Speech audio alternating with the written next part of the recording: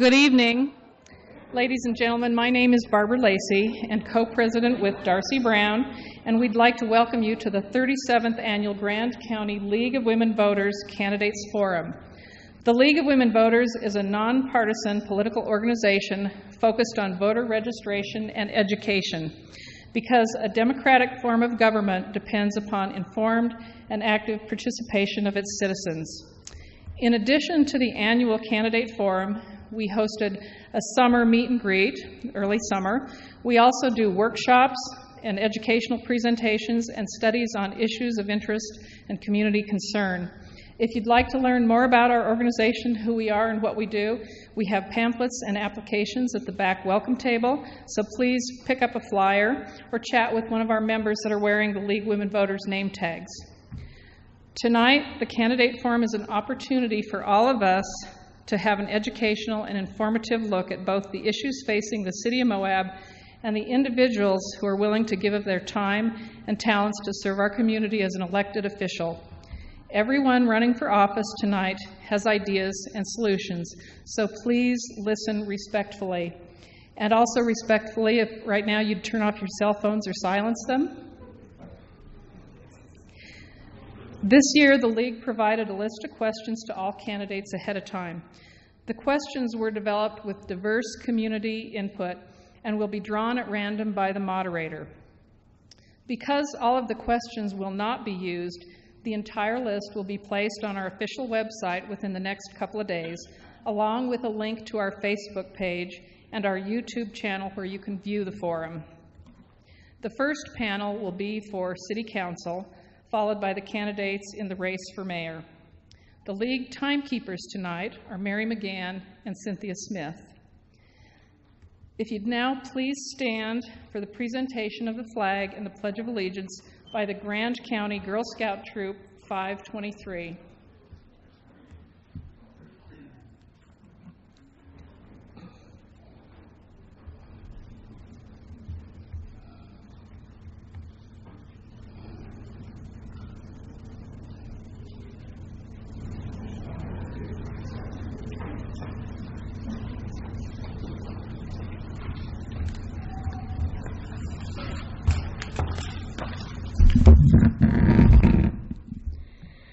Girl Scouts attention. Color Guard advance.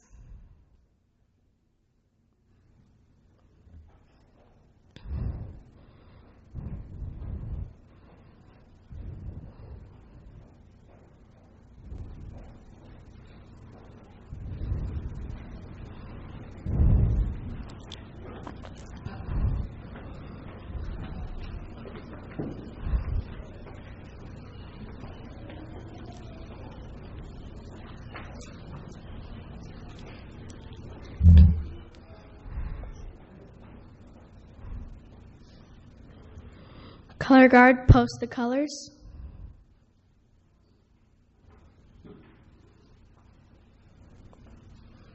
Color Guard, honor your flag. Please join us in saying the Pledge of Allegiance. I pledge allegiance to the flag of the United States of America and to the republic for which it stands, one nation, under God, indivisible, with liberty and justice for all. Color Guard dismissed.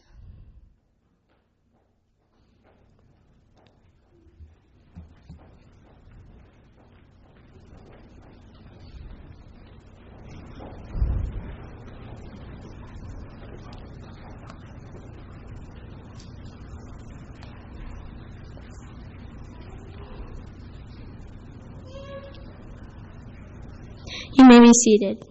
Thank you. We're so proud of our Grand County Girl Scouts. Thank you, Troop 523. And now I'd like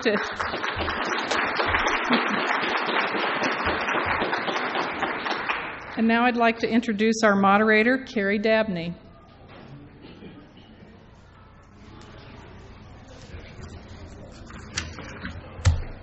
Thank you, Barbara, and good evening to all of you.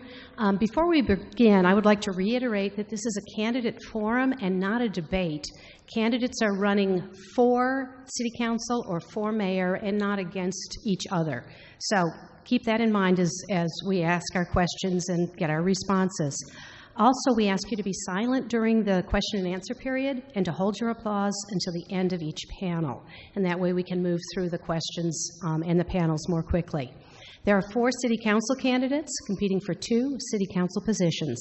The order of speaking was determined in advance, and each candidate will have 1 minute for an opening statement to tell us why they are running for city council, 2 minutes to respond to each question, including any follow-up remarks, 2 minutes for a closing statement, which is an opportunity for each candidate to sum up their positions, address a question or issue that was not asked, enhance a previous answer, clarify position, or ask for voter support. Each candidate will be asked the same 4 questions, alternating who responds first to each of the questions. And the League of Women Voter timers are located in the front row to help candidates with their time. So let's begin by introducing our candidates for City Council, who will now take the stage. And as I introduce each candidate, please feel free to applaud. So let's start with Karen Guzman Newton.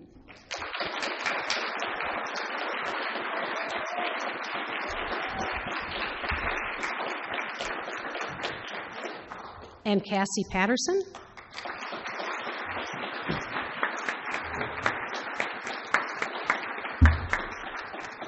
Brian Ballard.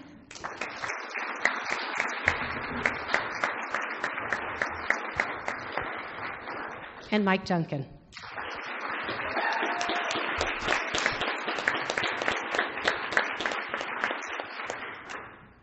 Okay, we're going to start with the 1-minute opening statement from our candidates for Moab City Council, and we'll begin with Brian. Okay. Thank you for the opportunity of being here and for putting on this wonderful forum that we have. My name is Brian Ballard, and I am running for City Council. The reason I'm running is because I have a great investment in this community. I have my children here, many of them, and grandchildren. I have a business here. I have the time to invest in the community and to serve it. I'm a hard worker. I may not know all the answers to everything, but I have a way of finding out, and I will.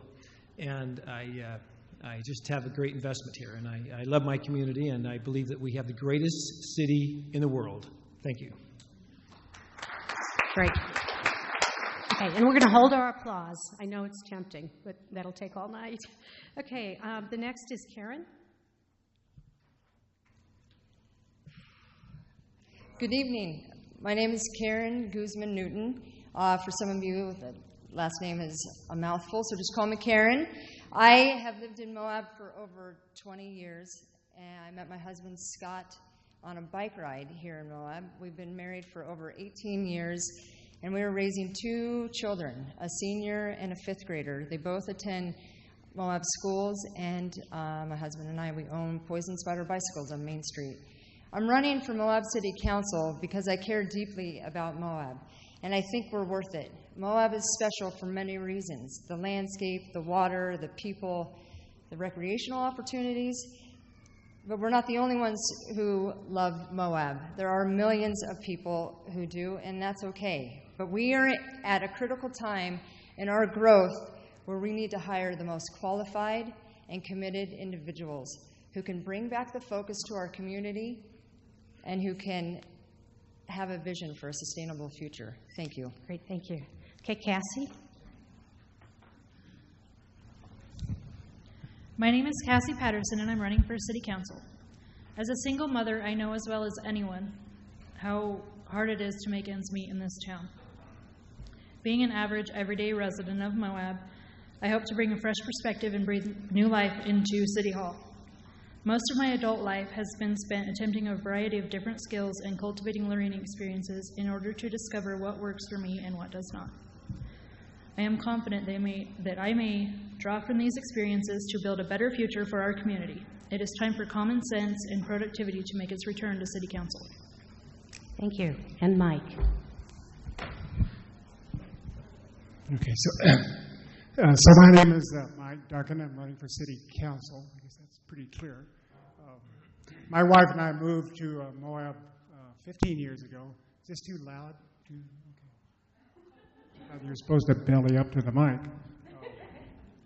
My wife and I moved here 15 years ago. Over the years, I've steadily got more involved with local government, and I ended up spending 8 years on county planning commission, so I've been telling folks around town that I have some idea what I'm getting into. But anyway, at this point, as in my retired life, I have the time and the energy, and I'm really thrilled to have this opportunity to be able to give something back. Bit of a cliche, but it's really true, to the community that Bonnie and I have come to love. I don't have any particular bones to pick, but I do hope to put my experience on planning commission and my skills to work to help the city make good moves down the road. Thank you. Great, thank you. Okay, now we're going to start with question number 1. And Karen, we'll start with you. Okay, I know. All right, and it's random, so I have no idea. I'm sorry? No, I don't have the numbers on here. I'm sorry. Okay, and we're going to ask you to stand at the mic. Okay? All right. This year, the city passed the general plan. Reference different specific goals in the plan you support or disagree with, and why. The general plan has been in the works for many years, and it was approved just a couple months ago. And I'd be hard pressed to find anything that I don't agree with. It is a thoughtful description of what we can be as a community. Some of the things that I thought were pertinent were providing housing opportunities for all of our full-time residents, and that is huge for me, considering we own a small business and we try to find housing for our employees, and sometimes it's very difficult.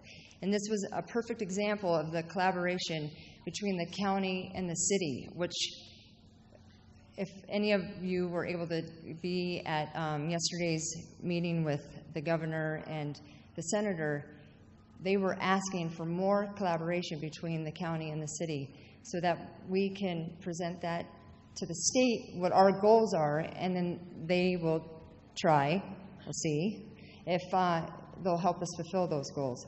So I think that would be the biggest one that touched me. So thank you. Okay, thank you. Cassie, same question. Would you like me to repeat it? No. Okay. So the 2 goals that I supported most in the general plan had to do with promoting small business, encouraging growth in small business. I believe that will help with economic diversification. It'll bring a little bit more than just the tourism here if we have some more small businesses that are directed towards locals, and it'll give us more jobs. Okay, Mike, same question. Frankly, I had to research this particular question, all right, because there's a long laundry list of goals in the general plan. So I picked out a few that had particularly pertinent. One of them, right up front, is to make Moab a unique town. Well, absolutely. I mentioned this only because a friend of mine who was on county council some years ago remarked between meetings that he thought Moab should be just another pit stop along the road. I mean, that's not quite that negative, but I don't believe that at all. Moab is a unique place, and we want to make it even more so. Bike paths are listed. My experience, particularly over in Boulder, is bike paths are a terrific amenity. Another goal was to fix the streets. All I can say is it's about time. The newer sewer plant, it's on its way. I'm told the lifetime is 30 to 50 years. And all I can say is better late than never. The recycling center is really a county enterprise, but I'll address it here anyway because in Boulder, recycling is a big thing and works in big communities. Out here, it's a bit problematic because it's so expensive to transport materials back and forth. So I would suggest that we rework what materials we attempt to handle at the recycling center. And finally, we're all hoping that USU expansion actually happens sooner better than later, because I think that the positive impacts of that expansion will outweigh the negative aspects. Thank you. Thank you. And Brian, Okay, thank you. same question. Same question.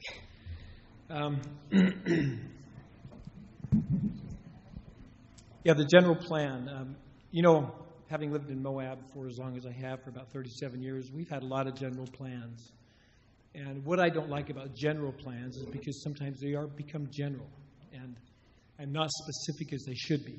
And I feel like that we should be more active about specific things that become our biggest issues. And one of them is the housing, of course. But the other one that was brought up here is that we do have all of our eggs in one basket for the most part. And if that mother goose stops laying that egg, we need to be prepared. And I think that we should spend a lot more time on being diversified. I think we would all agree that the tourism is a great thing. We enjoy it, but don't plan on it lasting forever. And the way our current budget is, we're kind of planning on that. So I think we need to encourage and take the steps, not in a general way, but in a very specific way, and get moving on it. And that's what we need to do. We get moving on these things and not just be specific. Okay, great. Thank you. Question number 2.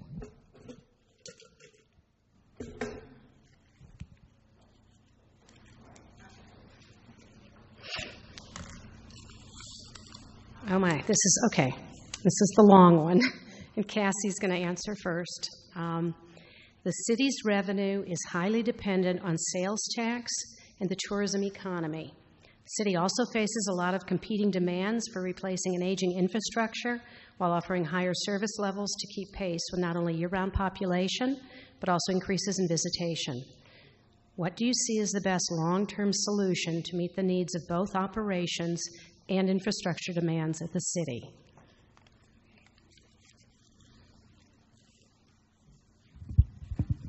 So my answer is going to be about as long as that question, so bear with me. The tax and spend behavioral pattern by this city council has to stop.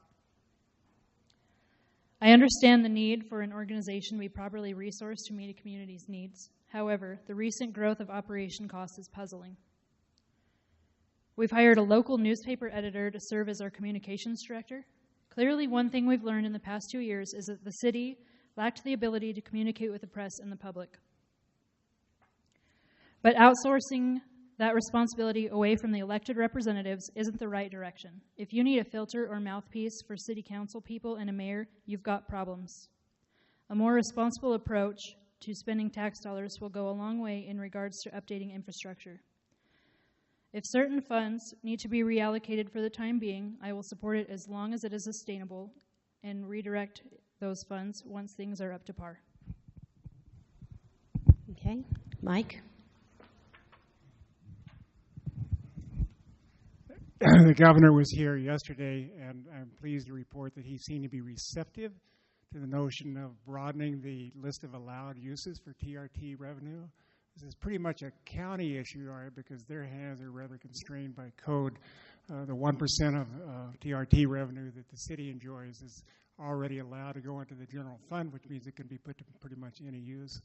But because the cities and the counties' needs overlap, it still matters. Our state representatives, David Dickens, our state senator, was there yesterday, and again, he told us that they're willing and happy to represent Moab's position up on the Hill in Salt Lake, as long as we come to consensus about what it is we want in terms of draft resolution or any suggested amendments to state code. So that's one thing that we'll have to accomplish here first. I think that was all I wanted to say. That's it. Okay, thank you. Brian? Okay. That's a long question, but it does come down to spending. It comes down to if we are being responsible with our spending. I feel like that the city has been very responsible in many ways, but I do feel like they've been irresponsible in the way of hiring in positions that are very, I feel like, not needed. Okay?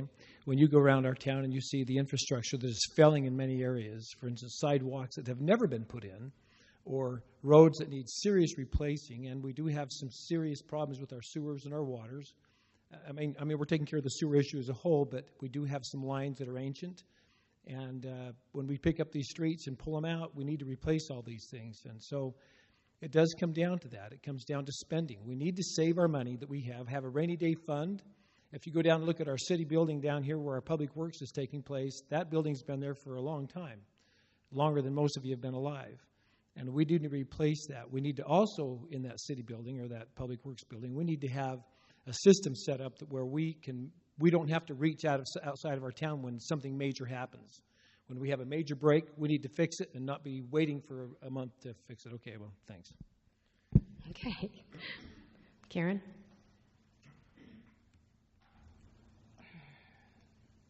So how I see it is we need to run the city like you would a strong business.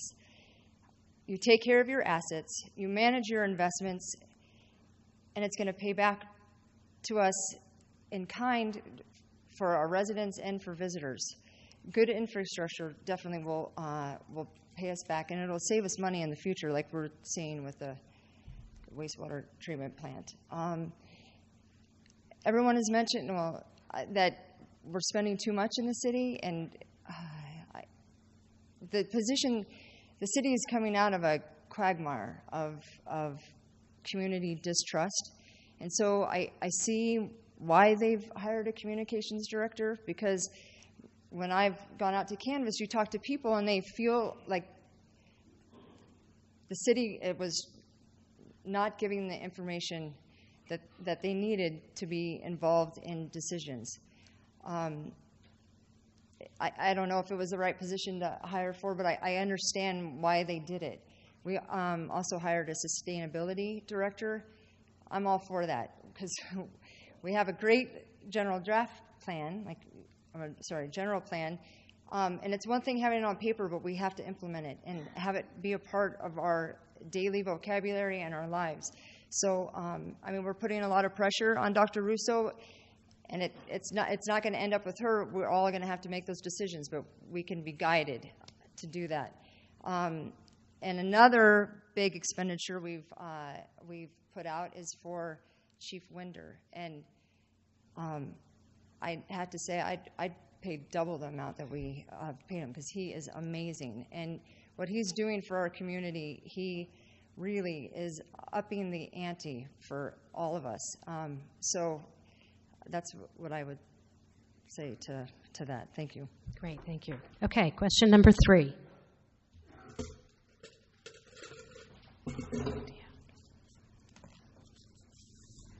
Oh, okay. And we're going to start with Mike. Name an issue that has been voted upon by the City Council in the last year that you agree with or disagree with the vote, and why? Well, I'm going to talk about 2 issues. One is that I did approve of is a City Council decision a few months ago. It involves affordable housing on 4th East. We all know affordable housing is a huge issue in the city. In a particular property that first wanted to switch from, in order to put affordable apartments on the lot, they wanted to go from R2 to R3 zoning. Planning staff came back and said, in response to pushback from the neighborhood, that maybe we could use a PUD to do the same sort of thing. Planning staff pushed through a kind of a quick and dirty amendment, if you will, and council rejected it, being afraid of unintended consequences. And I think that was the right move. At the same time, the issue is still there, and that's one of the things that I hope to help with down the road, to rewrite that code to try to avoid some of those unintended consequences and build some affordable housing here along 4th East and other places. Okay, the other issue is a county issue with the County Airport Board. I've been telling my constituents over and over again, I'm here to represent the residents. The airport decision to go with Sky West, I believe it is, rather than Boutique Air flies in the face of a widely stated desire by the city to go with Boutique Air to Salt Lake City. What I'd really like to see have happen is that the airport runway expansion goes in now, and we can make the decision about what carrier to use on down the road. Okay, thank you. Brian? I know it's not easy for city council and for the mayor and all those to make always the right, correct decisions, but I feel like that some of the hiring and the firing recently that has caused quite a bit of grief for our city, I definitely don't agree with some of the things that took place there. I don't feel like that they were looking after our city. I don't feel like they were doing things that were proper. I feel like they were sometimes politically motivated, and I believe that we are in such a position that we need to be much more careful about what we do there. And I just feel like that we need to focus more on what somebody can do for our community, not by a political status. Thank you. Okay. Karen? Same question.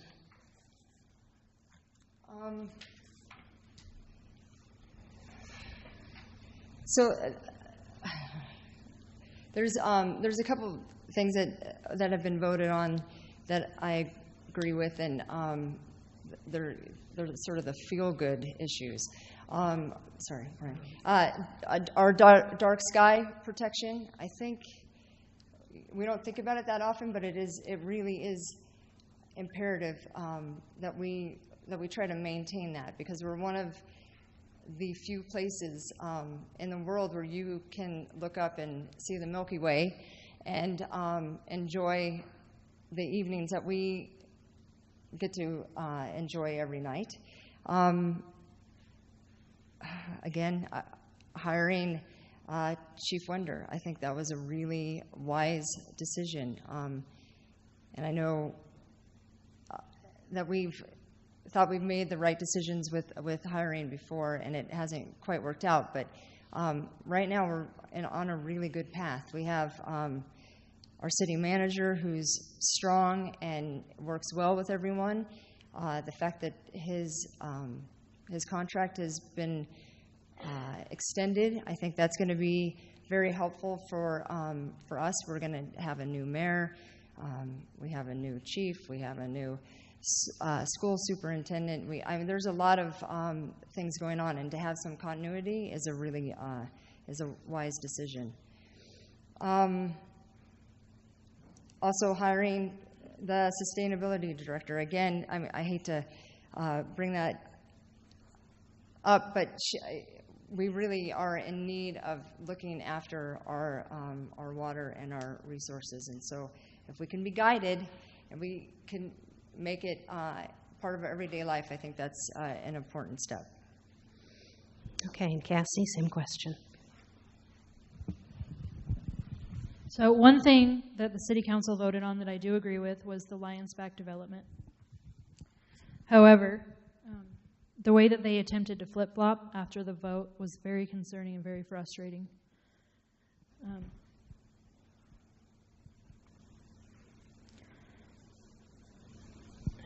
The way that they keep nitpicking at high-density developments is also very frustrating. They need to get out of their own way and allow more high-density developments to be put up in town. We can't keep complaining about no affordable housing if there's no supply of affordable housing. I see that the City Council is in favor of assured housing policies, but they keep giving way to this mob of people who say, I don't want this in my backyard. And we can't keep giving in to those people. We need to make a change. Okay, thank you. All right, question number 4, and we will begin with Brian.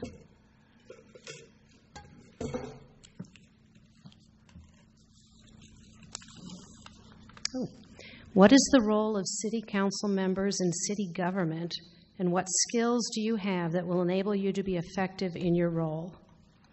Thank you.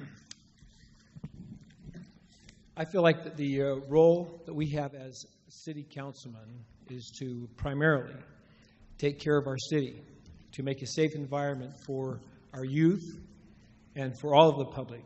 And that includes watching over our money, to be sure there's no fraud, to be sure that our children have got a safe place to live, a safe place to have an education, a safe place to cross the road. I believe that we have a major responsibility to be sure that we have proper policing, of course, and as said by Karen, we're just lucky that we have that for now. Those faces change often, however, and we need to be sure that we're on top of that all the time, that we manage that we manage the public works, that we protect the public. We have a great responsibility there. And I feel like that the city has been doing a pretty good job of that. However, I think there's been some cracks in it, and we haven't taken care of that. But I believe that's our primary function, is to be sure there's no fraud, no waste, that we're taking care of the taxpayer money, and that we are able to keep a safe environment for our city. Thank you. Okay, thank you. Karen?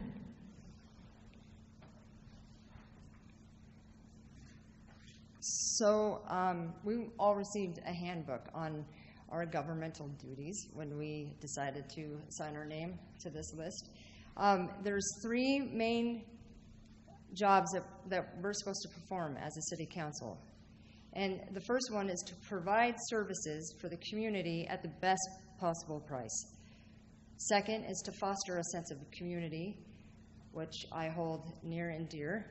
And third is to provide and to maintain local control. I've been in business and a service provider for over 20 years. I'm able to work with others and gather input and make decisions. I also feel very comfortable working with budgets. Some say that I'm too frugal, but I know where you need to spend money, so we aren't caught with our trousers down. For instance, our sewer system right now is in desperate need of replacement. We're at capacity. There's certain things that absolutely need to happen.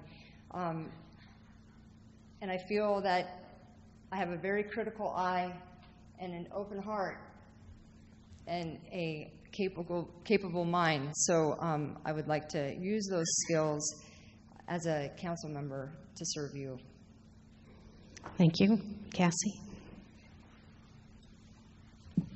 So, in my opinion, the primary role of a city council member is to serve as a legislative authority and representative to Moab City residents. It is also important for them to work closely and cohesively and productively with the mayor, the city manager, city officials, and as well as the state legislators.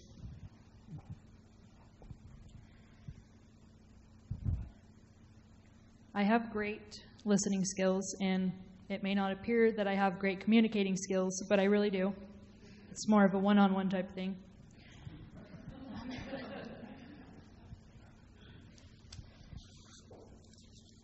So really, I'm just willing to negotiate, compromise, and listen to all of you as far as what you want for this city, and to work with fellow city council members, the manager, city manager, the mayor, and our state legislators. Okay, thank you. Mike? Well, I'm going to simplify it to the council's job is to represent the residents. It's useful to understand, though, how the process works. Typically, an applicant for a rezoning application will request the highest density that he thinks he can qualify for, because it gives him the freedom to do what he wants and maximize his potential for making money. Oftentimes, planning staff, that's next in row, will try to honor that because the more money the applicant makes, the more money the city will make. That recommendation then passes down to Planning Commission, all right, where the first public hearing gives the residents a chance to have a voice. But I can tell you from my years on County Planning Commission that we tend to do whatever planning staff tells us, whatever they recommend. That recommendation then passes to council, where there's another public hearing that's supposed to be more responsive to the citizens. But again, I can tell you that council tends to do whatever planning commission recommends. So that's how we end up with the city's interests appear to be beholden to money. What I hope to bring to the party is to take a more critical look to see if what the applicant wanted is really what the town needs, and I hope to put my experience on Planning Commission and my analytical skills to work to make that happen. That's the only way we're going to mitigate some of the cynicism that I see when I speak to residents around town about just exactly whom does council represent. Okay, thank you. All right, now we're going to have the 2-minute closing statement, and we'll be starting with Karen. I know, it comes around really fast. Okay. There were so many good questions we didn't get to answer. Okay, we'll talk afterwards. We are very fortunate to live in this beautiful area where we still know one another and are accountable to each other. Your voice can still make a difference. We cannot stop growth, but we can guide it to reflect our values and regulate it so it doesn't change the character of the place that we consider home. I'm passionate about creating a healthy community for all of us, children, families, old-timers, new-timers, visitors. And like I said, though, we're in a position right now that we need to hire the most qualified and committed individuals who are really going to listen to you. If I'm elected, I have 3 main priorities that would be dear to me, that is one of the biggest reasons why I've decided to run, is ensuring our community allows families to succeed and keeps our children safe. As with Brian, my family was confronted with what's happening at our schools. And we need to keep our schools free of drugs and of bullying and alcohol. It affects all of us. And we have a disconnect between what's happening with the city and what is happening with our schools, and we need to come back into communication with each other because our children are our future. I would work on solutions for finding and creating housing for the people who make Moab work. And that's going to be the folks who make too much to get assisted living and who do not make enough who can afford our resort prices that our real estate is driving right now. I am a proponent of commercial development. It's an important part of our economic viability, but we need to keep our neighborhoods safe and quiet. And I'm going to fight to make sure that short-term rentals stay where short-term rentals need to be, and that's not in the neighborhoods. And I would like to make sure that we don't have hotels butted up right against residential neighborhoods either. You guys have a choice tonight. Oh, I'm done? Okay. So vote, and make sure you get somebody else to vote, too. Thank you. Okay, Cassie? So as I already stated, I'm a single mom. This town is really hard to live in. It's hard to make ends meet. Do you know more than 5 people that don't have at least 2 jobs in this town? I mean, really. I just want to see more balance in our local government. It's all one-sided, and that's causing problems. We need to bring about more change and balance and accountability and transparency. These are all words that everyone has heard so much lately, but it's true, and we need to work on that. So if you want any of that, vote for me. I'm your girl. Thank you. Okay, Mike. Okay, well, first of all, I just wanted to thank you guys so much for putting on the event. This is great. I spent a lot of nights going door to door around town asking people, this is the fun part, what are your concerns about the city? And no big surprise, affordable housing tops the list. Over on the east side of town, noise from UTVs comes in second. And we hear a lot of complaints, too, about too much dependence on tourism economy, about infrastructure, and about poor roads. That's what I've been hearing. What bothers me more than that is the occasional cynicism out of here from people that They don't think council represents them. They think they represent moneyed interest.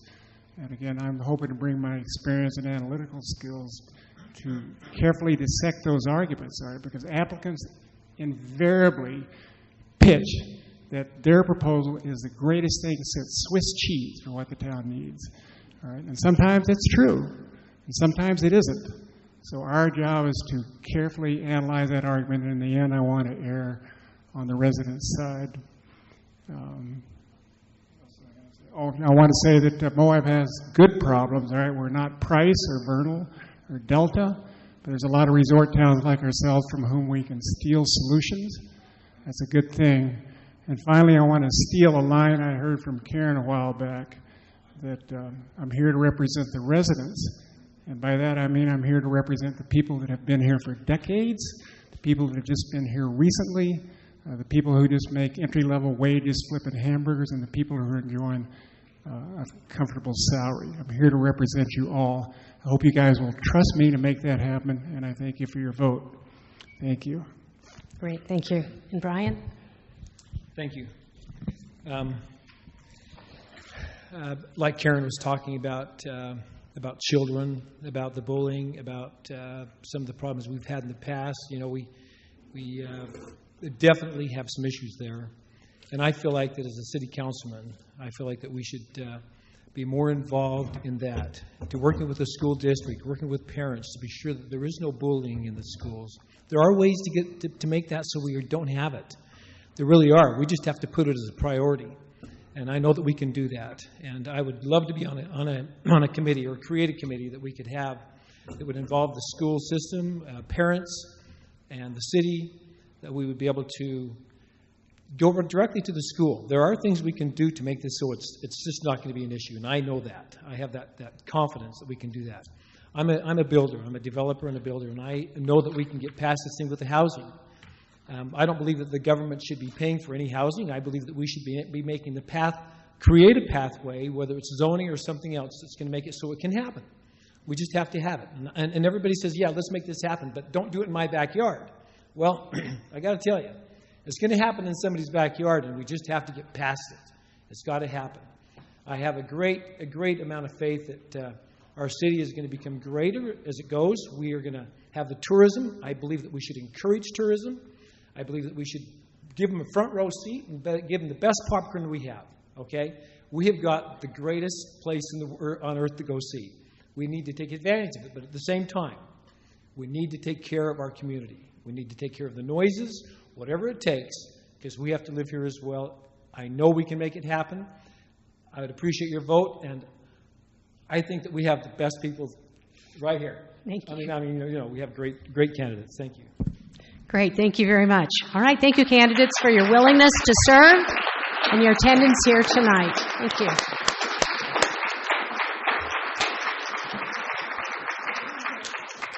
Okay, we're going to switch panels for the Moab City Mayor's race. So go ahead and take your name tags.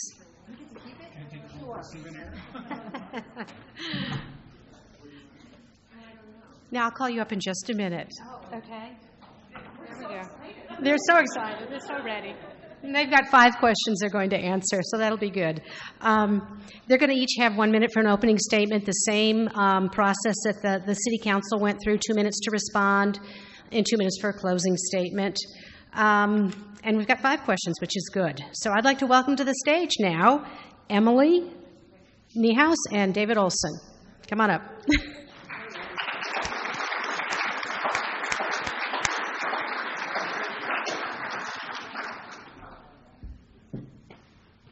That's big. Should we have everyone stand up and stretch or something? Would you like to do that? Just take a 30-second stretch. 30-minute. Take a nap. Thank you. Thank you. And yeah, use your mics. Okay. Be seated.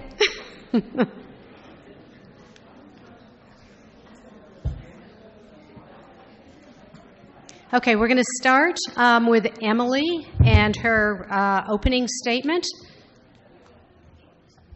Okay, thank you, League of Women Voters, and thank you, all of you that are here tonight. I've been in your seat, and I'm actually pretty excited to be on this side of the microphone tonight. I'm a wife, I'm a mom, I'm an affordable housing advocate and professional, and I'm a businesswoman. And for the past 15 years, as a citizen, and more recently as a professional, I've been engaged with City Hall. I'm thrilled to serve, work with all of you, and serve on the other side of the desk. I really do believe that we are better when we work together, and that is the kind of leader that I am, and I hope to be as mayor of Moab. Thank you. Great. David? Hi, I'm David Olson, and I've lived here for 28 years. I think it's kind of hard running against Emily because her last name, everyone wants affordable housing now, and her name is Nee House, and that's a kind of unfair advantage. It kind of sounds like New House, too, a little bit. So, I worked for the city, and I loved it, every bit of it. And I always thought I was like a millionaire with taxpayers' money. And I could do so many great things and get grants and do this and do that. And I enjoyed it so much. It became a part of me. And I thought this was the city of David.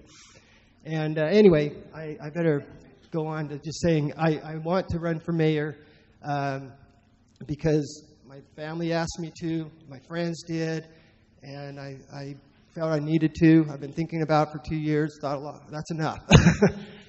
Okay, thank you. All right, question number 1, and David, it's going to be for you.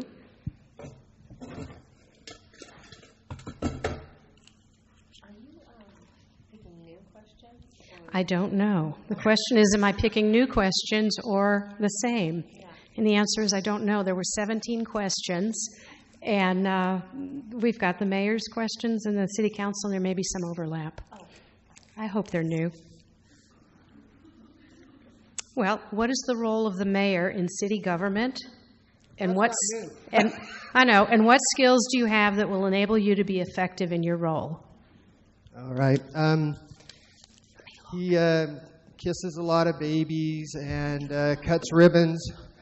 Actually, the mayor is the leader of the city. He has persuasive powers. He has a vision for the community. He also has the vision process during visioning time in January or February. He has ideas to improve the city. He facilitates budget priorities.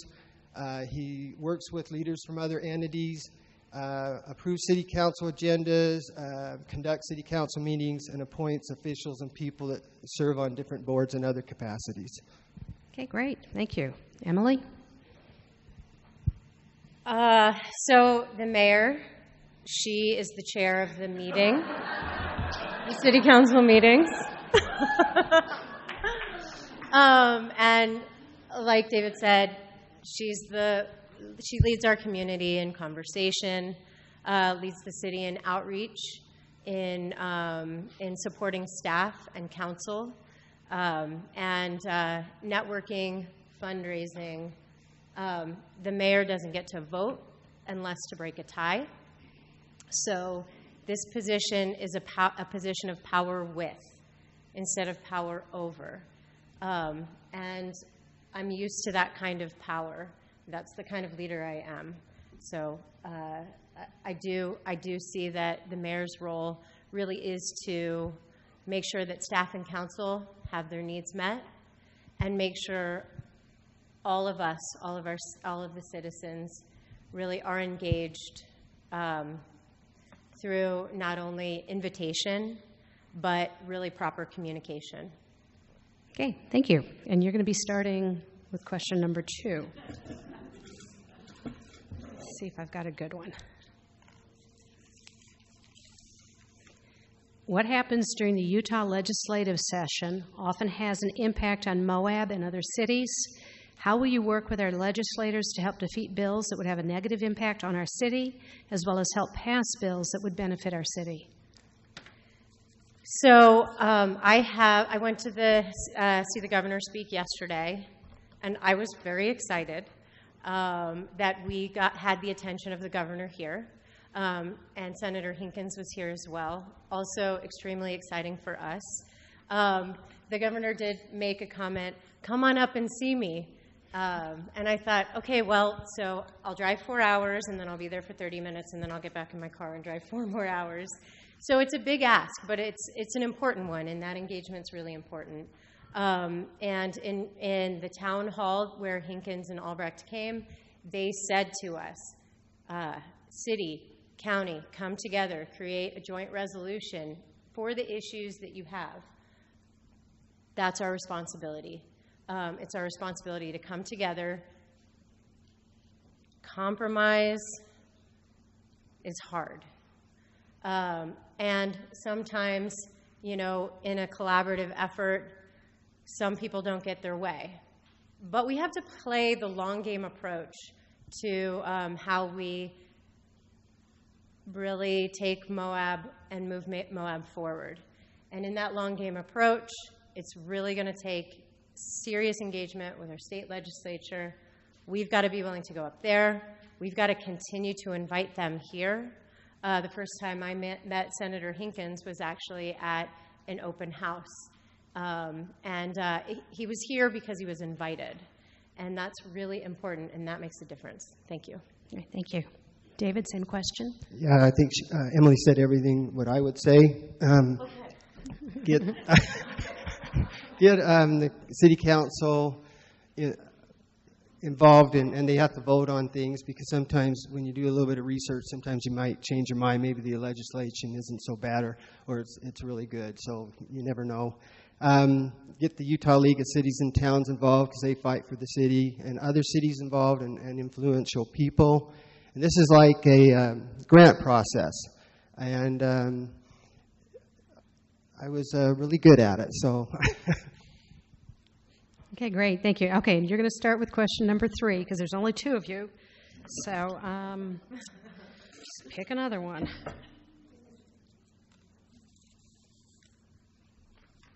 Oh, okay. This one's my favorite, okay? I have to admit. I was hoping I would pick it. In what ways do you see the mayor's office taking action to partner with our public schools to address the community problems of intergenerational poverty, drug and alcohol abuse, and bullying? All right. The intergenerational poverty, there's a Lieutenant Governor's Moab Coalition in Early Child Development, and they have a plan, and it's just recently been prepared, and it's the mayor's duty to carry out the plan, kind of like the general plan and the housing plans. For drug and alcohol abuse, the Moab Faith-Based Initiative, they're doing a good job. There's a big group of people trying to solve substance abuse problems, getting them involved with that and helping. I also think that parents need to be good examples to their kids and try to abstain from drinking. Then they won't, or they'll be less likely to do that. And bullying, the school district is really doing a lot of work on bullying, and they're refining their policies on that. That happens at the city also, and I had a grievance. Am I done? Okay. No, 1 minute. 1 minute? Okay. Yeah. I don't have my glasses on, so I'm kind of blind right now. And it didn't do me any good. It's backfired on me. And so kids need to feel like something can work for them, and they can go to people and have confidence that is not going to happen. And also the kids also need to, on the other end of things, be tough. That's why I'm running for mayor. You get knocked down, you get back up, and you get on with it. And that's all. Okay, thank you. Emily, same question.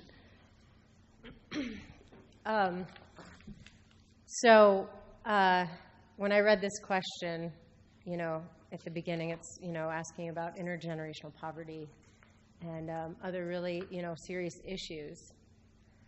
And those issues aren't just school issues, but those are community issues. And with respect to the school district needs, when I was talking about that power with, the school district needs the support of our city and our county and the leaders of our city and county to step up and unify, with tackling those challenges. So, in a larger picture, the role of mayor, she's really going to reach out and be engaged with the school board, attend the meetings, listen to the problems, and see how from, the municipality, how we can work together, because they're not just school district issues. And then there's just one example that's happening right now where Police Chief Winder has appointed an SRO, which is basically an officer to serve full-time and to be engaged with the school district. And that's really great, because when we talk about these issues, like an underlying part of that issue is safety. And so really identifying what the needs are and how we can solve for them, how we can work together, especially with the school district. I think that's the role of the mayor with those issues. Thanks. Great, thank you. Okay, and you're going to be going. Yep. Question number 4. And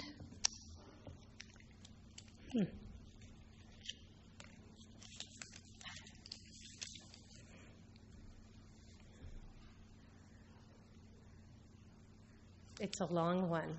you know what? It's a repeat. I'm going to do a different one. Is that okay with everyone? I know what that was then. The long one.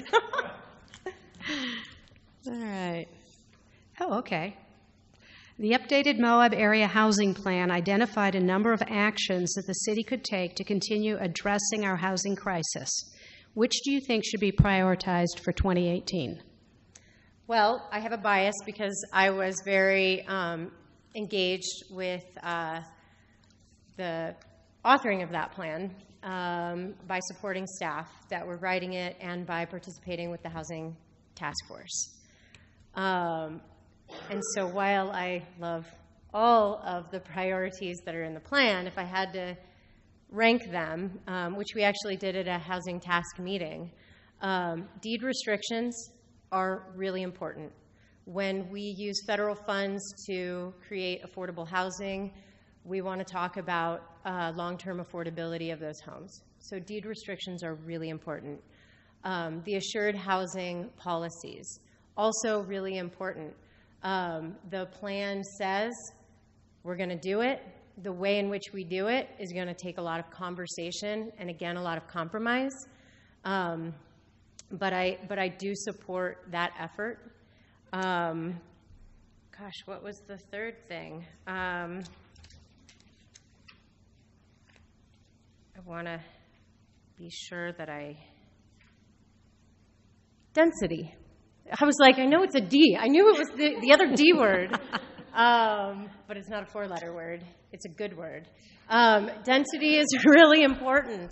And what's the most important is that we come together and we map out where we feel comfortable as a community of having those density, the higher density corridors. So we need, again, massive communication and engagement between citizens and the city to be able to really map that out and identify it. And so I do hope to sit in that chair and be part of that conversation. Thank you. Thank you. David, same question. About 15 years ago, they planned this whole area. It was called the MAPS project. I can't even remember what the acronym means anymore. But this building's here because of that, and the hospital. And guess what? Assisted living over here. And that's, you say 2018, the project. That's yesterday in government talk. So that's a real project, so that's the one I would work the hardest on. And I think the issue is the neighborhood and the access into there, and we can work that out. We might have to flip a coin on which side gets the access. I don't know. We'll work something out with them. Okay, thank you. All right, question number 5, and David, you'll be first on that. Try and get another new one. Okay, what do you believe are the strengths and weaknesses of our city, and how will you address the weaknesses? All right. The strengths is we're a booming city. And I have a brother-in-law who lives in Aztec, and he went to the Farmington meetings on what they can do. They've lost their economy. The extraction industry went down, and they say, we want to be like Moab. We've got everything they have, a river running through town, so on and so forth. Then I watch Channel 6, and there's a guy from that Emery County invited a guy to come in and sneak in on everything that they do and tell them what they need to do, what is right. Moab was always the example of what they should do in Emery County to get what they want, because they're a little bit run down. So I think we were wondering if that question meant the city group or if it's just city in general. The weaknesses, there's no balance, no conservative members on the governing body. There's no one in the middle like me. And I would address the weaknesses by winning the election. Oh, okay. Thank you. All right. That's the end of our question period. We've got... Oh, wait. Oh, no. Yes. Yes. Thank you.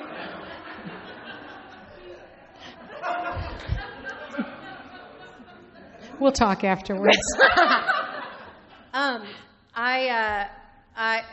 Some of you are familiar with SWOT, SWO2, strengths, OT, strengths, weaknesses, opportunities. So I kind of created that chart, and when I was thinking about what our strengths are, and I filled the S box full of that we're a beautiful place, that we're safe. I love that we're rural. We have unique qualities because of that. Governor Herbert yesterday said, Moab's awesome because we are so close to Arches National Park, so we get a lot of visitation. We get to benefit from the tourism economy. Also, we have an amazing hospital. We have an amazing school system. When I talk about Moab to other people, it's kind of like a sales pitch, because it's like, living in Moab, my kids are safe. My kid is safe. He can go to school. He's got a great education. If he, falls off his bike, there's a hospital that we can go to. There's an urgent care now. I mean, it's really, we're rich with resource, and so many strengths. But our weaknesses are our lack of affordable housing, our mono economy and tourism, and our infrastructure that needs a lot of work. But I also feel like those weaknesses are our opportunities, because when we build housing, we see more economic diversification. And as we're working on, building homes, we're also connecting to our infrastructure, and that helps with improving our infrastructure. So while it's easy to point at what our strengths are, and it's real easy to point at what our weaknesses are, it's also really nice to unite them as we move forward with our long goal vision of Moab. Okay, thank you. All right, and now 2-minute closing statement, starting with David. All right. Been thinking about that movie Fistful of Dollars, and it's the Warhols against the Baxters, and sometimes I see the signs out in town, and it's the progressives against the conservatives and stuff like that. Once again, I'm in the middle, making a fistful of votes, and anyway, I'm not the one that would start a rivalry or pit each other against each other like in that show. I think that the first thing I were to do, and if I got elected, would be to try to get my desk back. And then the second thing I would do, I'd write apologies to Jim Stiles, Chris Baer, Janet Lowe, and Annie Tullerpain, and the lady from Kemmerer, and probably give them a 4-year pass, if they allow this, for the MRAC. So I think they really need an apology. When I first came to town and we started building trails and things, there was a rock over on 3rd South. It's a sign for Cross Trails Park, and I just want you to know that that woman who's having a baby was my wife at that time. The dog was Bailey, the wonder dog, and the Moab man was me. So I want to be Moab man here in Moab once again. Thank you very much. Okay, Emily. It's been a really long night, and thank you all for staying in your chairs, because, again, I've been you and going to forums, and so I just want to say again, thank you. Thank you to the League. I'm a wife. I'm a mom. I'm an affordable housing advocate and professional. I'm a businesswoman. I know budgets. I'm really excited about the opportunity to serve all of you as mayor of Moab. I love living here. It is my home, and I will do what I can to make sure that we all come together, and not just the city, but the city and the county and San Juan County, that we can all come together and really develop a new vision for Moab, a vision that is based in fiscal responsibility, but also excitement of what's around the corner for us. Because, you know, what we have today is because of all the hard work of the people that were involved yesterday. And we are going to be better tomorrow. So thank you. Great, thank you so much. And let's give an applause to both candidates.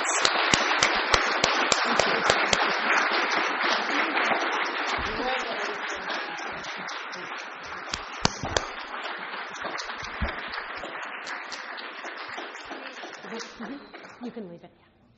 Okay, so before I turn the program back over to Barb Lacey, our League co-president, I'd like to remind all of you that democracy is not a spectator sport. It requires each and every one of us to be engaged and involved.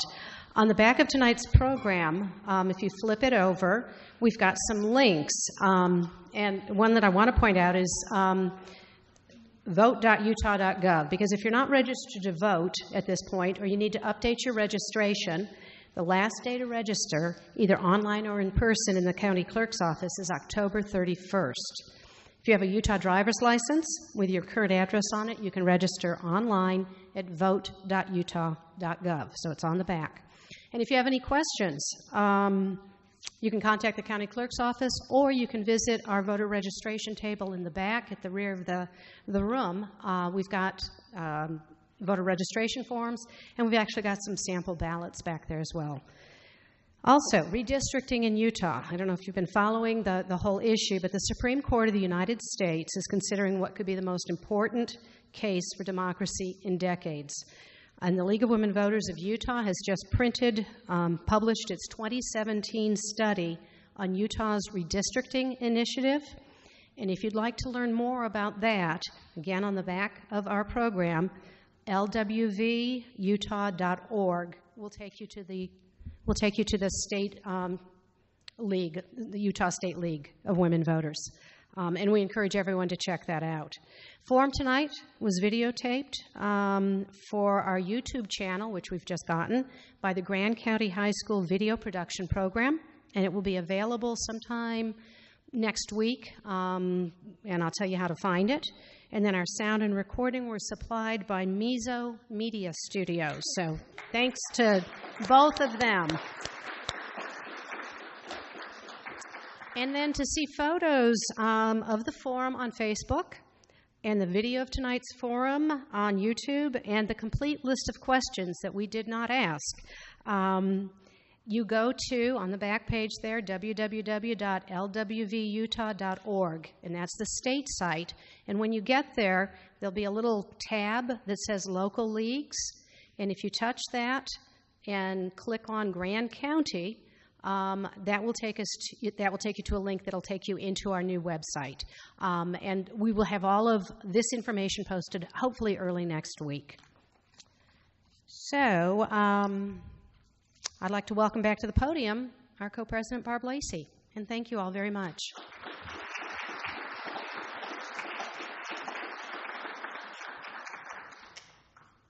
Thank you, Carrie. So before we break to enjoy some refreshments and you'll have an opportunity to visit with the candidates, I'd like to thank the following people. I'd like to thank all of our silent auction sponsors who help fund this forum. We have the silent auction generally in April, and that's how we raise the funds to provide for the sound and the equipment and the refreshments, decoration, and so forth. So we would encourage you to come out and support that activity.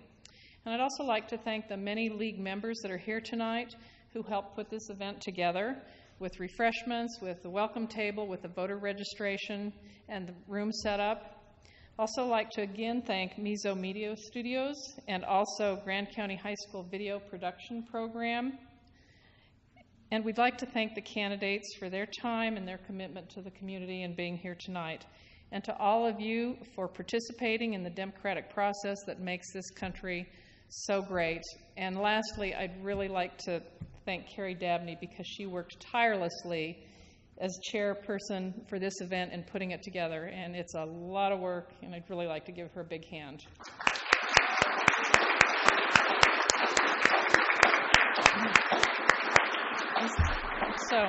So again, thank you for coming, and you're invited to enjoy some refreshments and some drinks and visit with the candidates.